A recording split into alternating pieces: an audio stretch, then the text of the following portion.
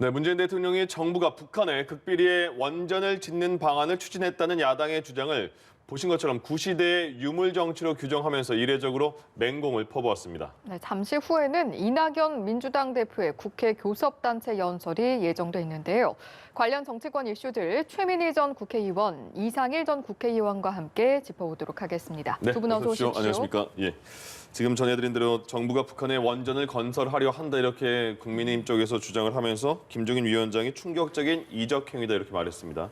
지금 전해드린 대로 문재인 대통령 가뜩이나 민생이 어려운 상황에서 버려야 할 구시대의 유물 같은 정치로 대립을 부추기며 정치를 후퇴시키지 말아줄 것을 당부한다.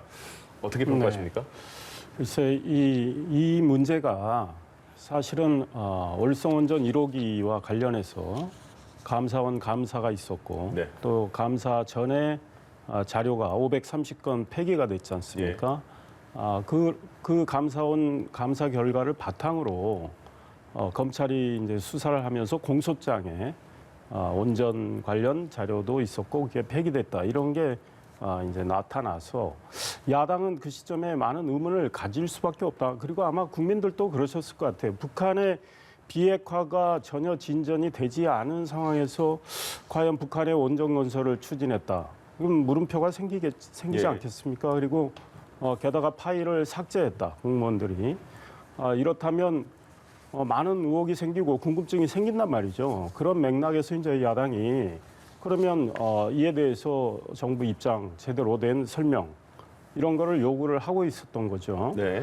이와 관련해서 저는 대통령께서 이 야당의 구시대 유물 정치 이렇게 이제 말씀을 하시면 지금 여야 간에 치열한 사실 공방전이 벌어지고 있는 상황에 대통령께서 뛰어드시는 그런 셈인 것 같아요. 그리고 오히려 공방을 더 격화시키는 측면도 있다. 오히려 정부가 정말 이 문제에 대해서 떳떳하다면 대통령 말씀은 이런 공방이 생기고 아직 야당이 여러 가지 주장을 하면서 그 의문을 제기하고 있는데 정부가 관련 자료 공개할 수 있는 건 공개하면서 제대로 설명을 해라. 그리고 경우에 따라서는 국정조사해서 다 규명을 좀 하는 게 좋겠다라는 취지에 오히려 논쟁이나 공방을 정리하는 말씀을 하셨으면 좋았겠다 이런 생각이 듭니다. 예, 바로 반론 들어보겠습니다. 우선 김종인 위원장과 색깔론이 안 맞아요. 그러니까 김종인 위원장이 지금 서울시장 선거, 재보궐선거 등을 앞두고 점수를 많이 땄죠. 국민들로부터. 그 이유는 광주 행보라든지 이런저런 행보가 국민들의 마음을 잡았기 때문인데 그 중도 행보를 하시는 분이 저런 색깔론을 들고 나오니 우선은 전 전략상의 큰 실수라고 저는 판단을 합니다. 그리고 지금 하신 말씀 중에 진상규명 요구는 저는 타당하다고 생각해요, 야당이. 그런데 그게 아니었거든요. 김종인 위원장이 무엇 때문인지 처음에 규정을 하고 나섰어요. 극비리의 원전을 추진했다. 그리고 이건 충격적인 이적행위다. 이 두 개는 극비리의 원전을 추진했다는 것을 전제로 청와대 중심이라고 가로 안에 들어있겠죠. 그리고 이게 충격적인 이적행위라고 얘기했습니다. 그래서 이 충격적인 이적행위라는 말은 사실은 대통령이 형사상의 소출을 임기 중에 받지 않지만 두 가지 예외가 있습니다. 그게 내란죄와 외환죄예요. 이적죄가 외환죄에 해당합니다. 그러니까 처음에 저는 김종인 위원장께서 어떤 보고를 받으셨는지 굉장히 이게 큰 사안이라고 판단하신 것 같습니다. 그래서 이적행위까지 운운한 건 사실은 이후 행보가 굉장히 강경한 것이거든요. 그래서 우선 극비리의 원전을 추진한 건 사실상 불가능하고 산업부 문건 공개됐고요. 그리고 검찰이 이 산업부 문건이 파일이 폐기된 게 있고 폐기되지 않은 걸 다 알았을 텐데 왜 그걸 문건 폐기했다고 몰아갔는지 거기도 의문이 생깁니다. 그래서 이 건은 저는 빨리 김종인 위원장이 발언이 과했다. 수습하시는 게 맞고 그리고 이후에 진실 규명은 사실 산업부 문건이 다 공개됐거든요. 거기 보면 캐도 한반도 에너지 협력 기구 보면 미국, 일본 등이 다 들어가야 육자회담 참가국이. 그러니까 극비라는 게 있을 수가 없으니 이 부분은 빨리 저는 조용히 페이드아웃 시키는 게 옳겠다 싶습니다.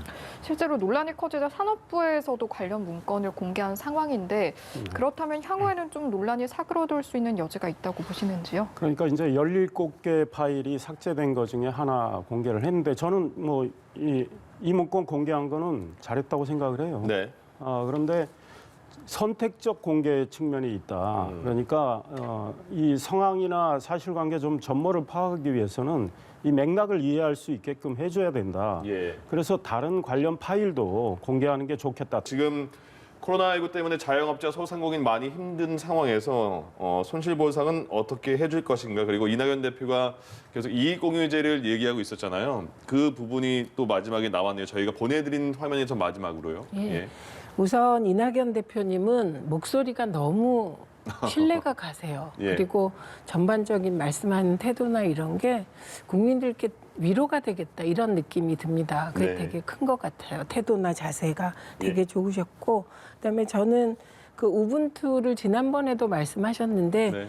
이번 연설을 계기로 내가 있기에 내가 있다는 정신으로 코로나 위기를 극복하자는 말씀을 다시 한번 그 우분투라는 말로 강조를 해주신 것 같고, 예. 오히려 저는 4차 재난지원금에 대해서 선별 지급이다, 보편 지급이다 규정하지 않으시고 추경 편성할 때 논의하겠다 이런 열린 자세도 좋은 것 같습니다. 그리고 예. 무엇보다 코로나19 극복에 대해서는 정부가 차분히 준비하고 있다는 인상을 주고 실제로 이제 백신이나 치료제 같은 경우 준비하고 있어서 예. 저 전반적인 신뢰감 있는 태도나 목소리와 함께 오늘은 좀 국민들께서 위로받지 않으실까 합니다. 예.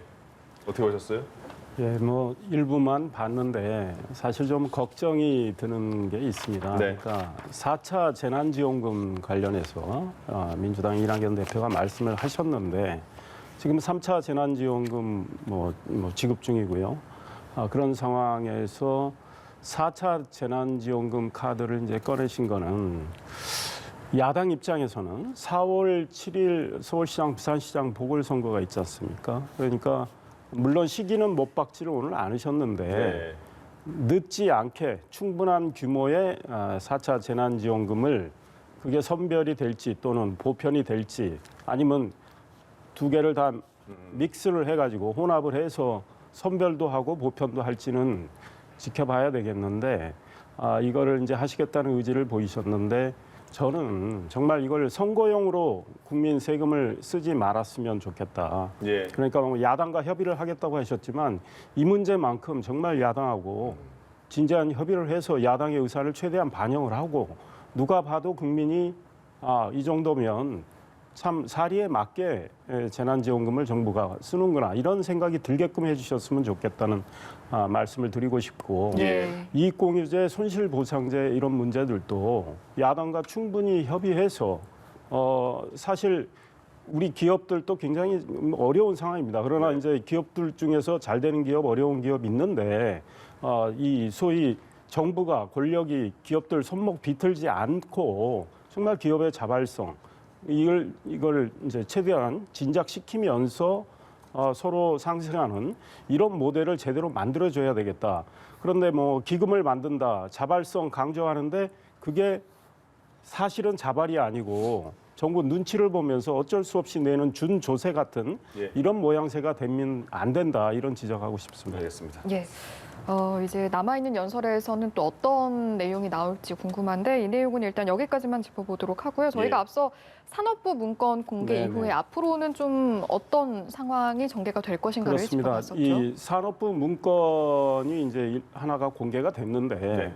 그와 관련해서 정부가 이렇게 선택적 공개가 아니고 국민들이 전체 맥락을 이해할 수 있게끔 공개할 수 있는 자료는 다 공개를 해주셨으면 좋겠다. 예. 그런데 이제 이런 게 있습니다. 한반도 에너지 개발 기구와 관련해서 네. 그 소위 전문가들 명단도 있고 그래요. 예. 그런데 그런 명단들은 가려서 공개를 하면 된다고 봐요. 그런데 뭐 대외적으로 공개가 어렵다면 국회 차원에서 국정조사를 해서 비공개 열람을 하는 방법도 있고 국정조사를 근데 우리 민주당의 김태년 원내대표가 지금 국민의힘 주호영 원내대표가 말씀을 하니까 이미 사실관계는 다 드러났지 않느냐. 네. 이렇게 말씀을 하셨는데 아직도 야당 입장이나 국민 입장에서 궁금점이 꽤 있습니다. 그래서 정말 자신 있다면 그런 태도를 취하지 마시고 좋아 국정조사 하자. 그래서 한번 확인해보자. 이렇게 해야 야당이 뭐 공세를 취하지 않지 않겠습니까? 그러면 지금 그리고 이번에 한 말씀 더 드리면 정부가 이건 아니야. 그러니까 믿어. 이거는 아니라고 봅니다. 더 확인할 게 있고 일단 의심이 들면 검증을 해야 되고 하니까 그런 걸 정부가 좀 수용적인 자세로 해서 좋다. 뭐 국정조사를 하든 아니면 국회 차원의 상임위를 열어서 좀 더 진지하게 이 문제를 관계자들 불러서 설명을 듣도록 하는 거. 예. 그다음 왜 이 파일을 삭제를 했는지 이거에 대한 산업부의 설명을 없거든요. 이런 것들을 다 국민께 알게끔 해줘야 된다 이런 생각입니다. 알겠습니다. 그러니까 사실을 그대로 밝히는 거 필요한 네. 일이죠. 근데 일단 핵심 문건은 공개가 된 것이죠. 그러니까 문제가 됐던 북원추 문건, 북한 원전 추진 문건. 예. 이잖아요. 근데 지금 이게 검찰 조사 과정이라 산업부가 이렇게 밝힐 때 보면 되게 조심스러워요. 예. 그 심지어 그 해당 문건을 해당 문건 담당 실무자는 삭제를 했는데 산업부의 다른 컴퓨터에는 그 문건이 있었다는 거고 네. 그리고 검찰은 그 해당 서기관이 문건을 삭제한 것도 확인함과 동시에 다른 컴퓨터에 북원추 문건이 있다는 것도 검찰은 확인했다는 거예요. 예. 그런데 왜 은폐 논란이 일어났는지.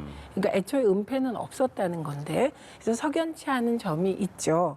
근데 저는 국정조사의 경우는 저도 야당 의원 시절에 많이 요구를 해봤습니다만 이게 닭 잡는데 소 잡는 칼 쓰면 그에 따른 부작용도 있기 때문에 그거보다는 우선 검찰 수사 과정에서 검찰이 확보하고 있는 파일을 공개할 수는 없어요.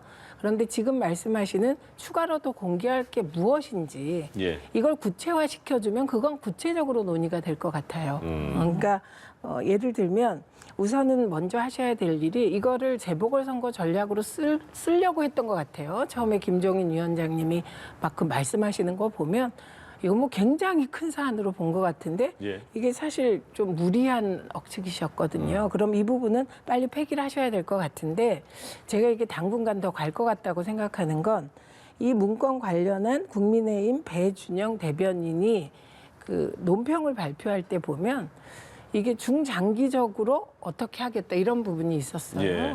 이거는 이게 무슨 중장기적으로 갈 일이지? 이렇게 생각했는데 그건 역시 재보궐선거나 대선 전략으로 쓰시겠다고 국민의힘이 판단하시면 예. 장기화되겠죠.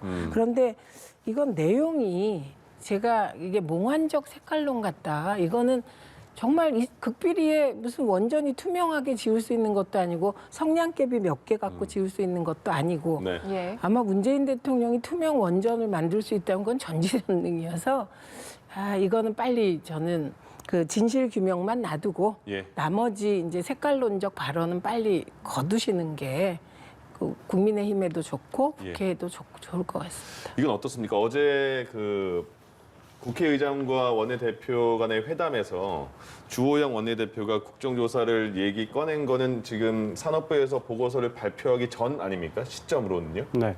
보고서를 발표한 이후인데도 국정조사는 국민의힘 쪽에서는 계속 요구를 하시는 겁니까? 저는 이미 말씀드린 대로 그 문건 하나가 모든 의문점을 설명해 줄 수는 없다고 생각을 합니다. 네. 그래서 야당도 오늘 또 아마 국정조사 이야기를 한 거로 알고 있는데 예. 이왕 이렇게 이 관련 문건 하나를 공개를 했다면 아까도 말씀드렸지만 전체 맥락에서 이해할 수 있게끔 네. 해줘야 되는 거고요.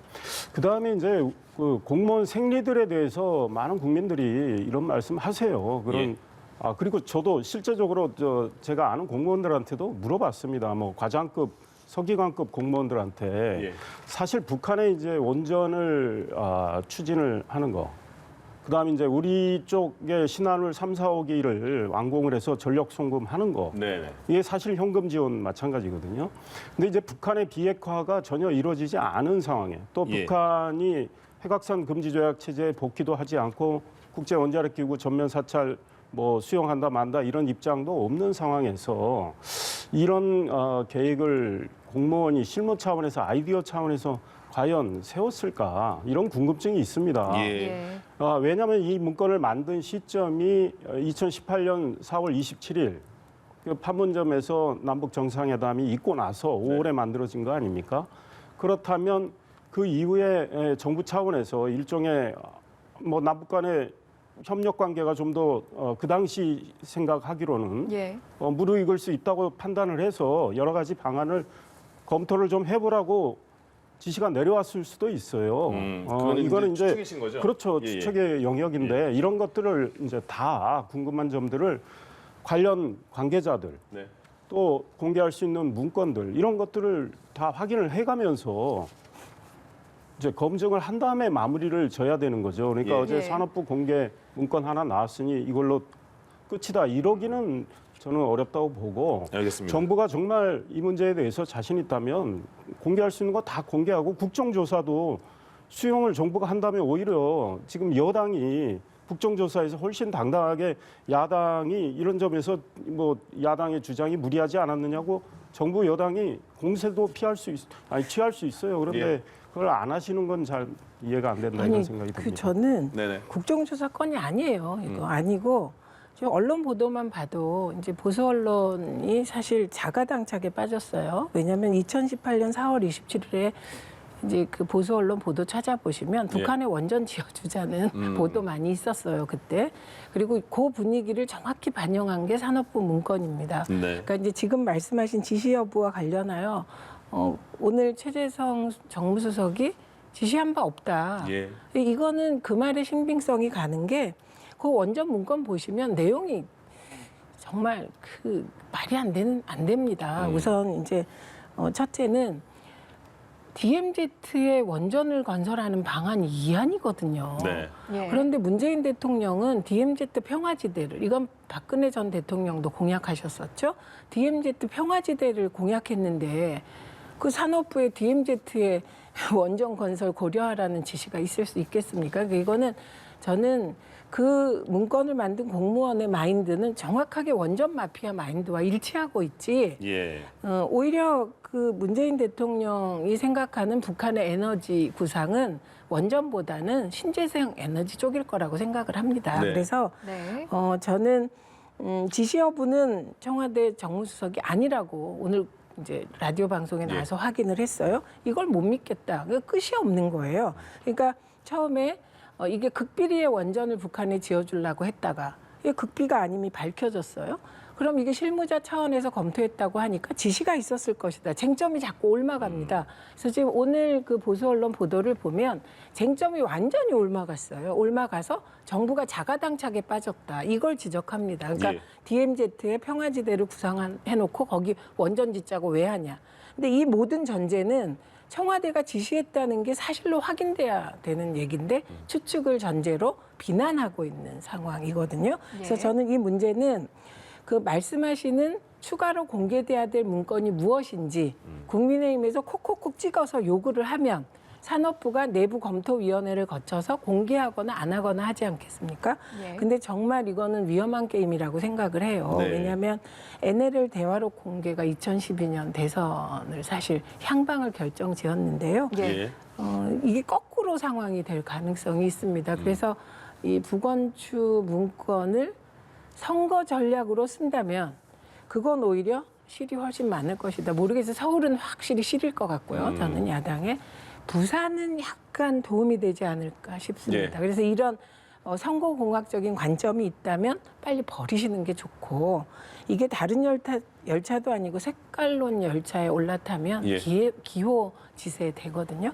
그래서 그 의원님 말씀 중에 진실을 규명하자는 요구는 해도 좋은데 국정조사는 너무 그건 크고 산업부 문건 중에 뭐가 더 필요하다. 예. 예. 그렇게 해서 지적해서 문건을 공개하도록 하는 것 예. 그건 할 수 있을 것 그럼 같습니다. 바로 예. 부산으로 가보죠. 예. 예. 부산.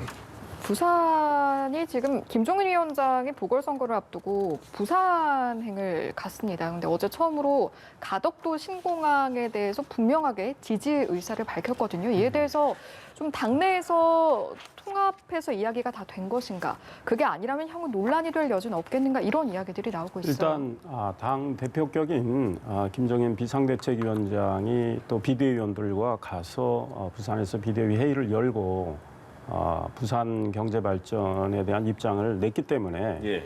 당에서 다른 이걸 가지고 내부 논란을 벌일 것 같지는 않아요. 예.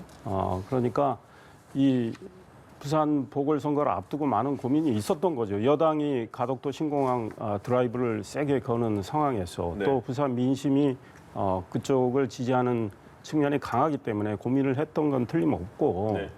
그래서 뭐 당에서 이 문제를 가지고 뭐 소위 말해서 스스로 자중질환을 벌리는 이런 상황은 일어날 것 같지 않고 김정인 위원장이 가덕도 신공항에 더해서 예. 한일 해저 터널 이야기도 하셨고 했습니다. 그런데 저는 제가 이제 기자 출신이고 또 물론 국민의힘 소속 위원장이기도 하고 정치를 하고 있지만 좀 이런 현상이 과연 바람직한가 이런 생각을 좀 해봅니다. 그러니까 제 개인 생각입니다. 그러니까 만약에 부산시장 보궐선거가 없었다면 네. 여당이 가덕도 신공항 카드 꺼냈겠습니까?